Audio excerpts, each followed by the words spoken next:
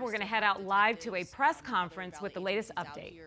Still conducting the investigation. So just after 2:40 p.m. this afternoon, the Glendale Police Department received reports that a young child had been shot at the Tanger Outlets at 95th Avenue in Glendale. The first officers arrived, treated that young child. They did life-saving CPR along with other medical treatment before the child could be evacuated to the fire department. We were able to identify a little bit of what occurred here today. There was a young adult male who was with that small child and an adult female. He was armed with a handgun. He got into an altercation with a group of young males known to him. A shooting occurred between that group of young males and himself. The young adult male, the adult female, and the small child were all transported to local valley hospitals with injuries. None of them are life-threatening at this time. 2 juvenile males that were in the second group arrived at local valley hospitals with gunshot wounds as well. It is still under investigation what actually occurred, who are victims here, who the shooters were from the second group. No suspects are believed to be outstanding at this time. We believe to have everyone accounted for. We do not know of any persons that were not involved that sustained any injuries.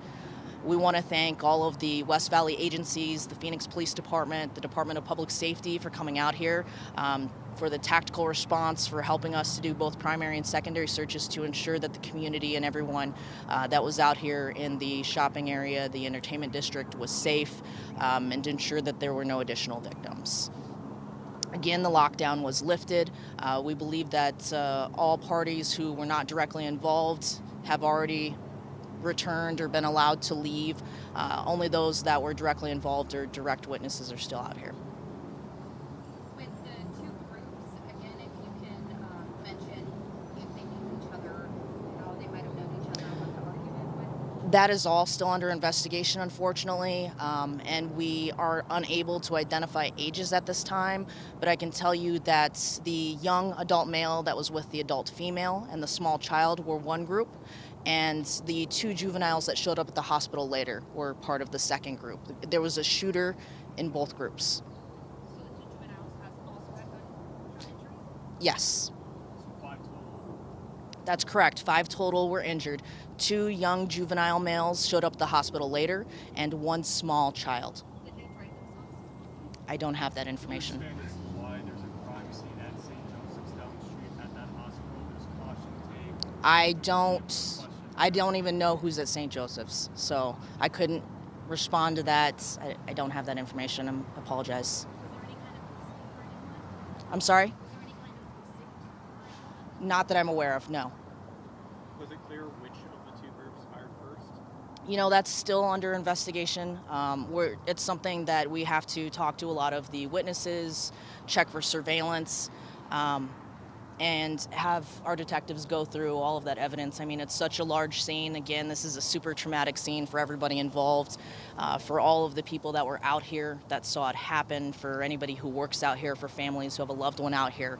And we want to let people know that there are resources available, just like when the Westgate incident happened a few years ago. We do have resources available, victims assistance, so we want to make sure that people understand that we want to help the community as much as we can. Obviously, there's going to be a point where the district attorney has to figure out where the charges belong to. So with that being said, how important is this process for investigators to collect as much evidence, to interview as many witnesses, so that you can give as much as a clear picture as you can to the authorities there? It's super important, and that's why we have as many detectives out here as possible from different areas of the department to ensure that we can do as extensive interviews, collect as much evidence, and just go through the crime scene as thoroughly as possible.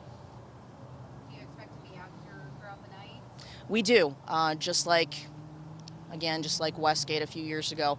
We want to make sure that we are as thorough as possible. We collect as much evidence, and that takes time, especially with as large a scene as this. I mean, it's a shopping outlet, so there's going to be several different areas that we got to take a look at, and we want to make sure that we don't miss anything. So how many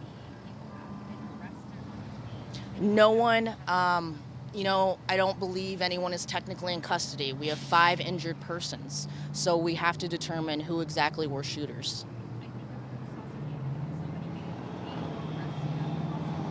I don't have any information on that. The extent of the injuries, we had heard at one point that the child may have been life-threatening. So our first officers on scene, they were very affected by it. I mean, I don't know if they have children or not, but as you can imagine, seeing a small child being struck by gunfire, that's very traumatic. They did do CPR, but I can tell you that that child is stable now. Will the outlets be open tomorrow? I don't have information on the outlets. That's really a decision that probably is going to be up to them. But I know right now, while the investigation is ongoing, it just doesn't make sense to have shopping continue this night. We don't know if it's a father, mother, child. I don't have information on the relationship. Again, all those persons were transported for injuries, so it makes it difficult to do interviews until we can. What you understand then, the victim that was shot, the male, he was also that had a handgun. He initiated or was involved in the shooting. He was involved in the shooting, so we know for sure that he, because he was with an adult female and a young child, he was the shooter in that group. We're still trying to ascertain who was involved in the second group of the 2 juveniles who showed up at the hospitals later. Were any guns recovered? I don't have that information.